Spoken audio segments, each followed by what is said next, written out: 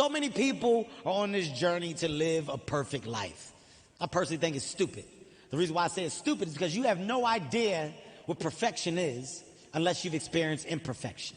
The point that I'm making is that you should embrace your flaws and fuck-ups because they help make you who you're supposed to be. Don't run away from your bullshit. Embrace it and become better. That's my message. Likey. You are not your behavior.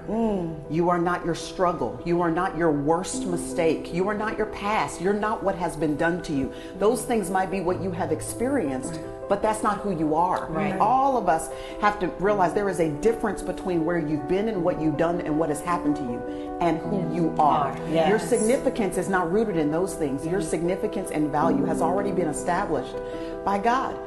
You are who your Father says you are, no matter what has happened to you. Worse than being stupid?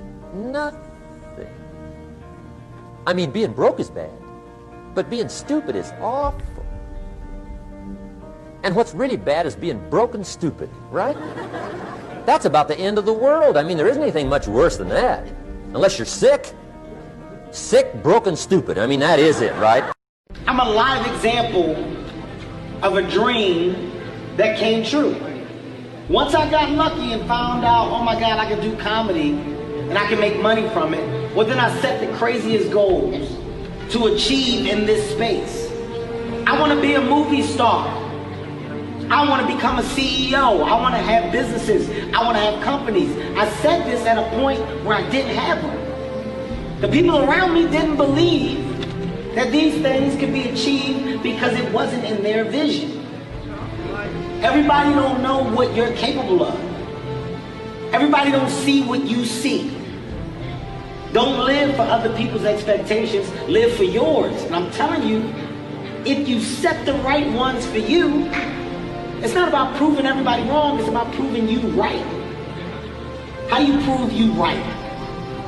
Make sure that your dream is realistic for you. It's our generation's turn to do great things. Now I know, maybe you're thinking, I don't know how to build a dam. I don't know how to get 1 million people involved in anything. Well, let me tell you a secret. No one does when they begin. Ideas don't come out fully formed. They only become clear as you work on them. You just have to get started. Likey. Being a man is first and foremost being a good human. And that means being responsible, being reliable, working hard, being kind, being respectful, being compassionate.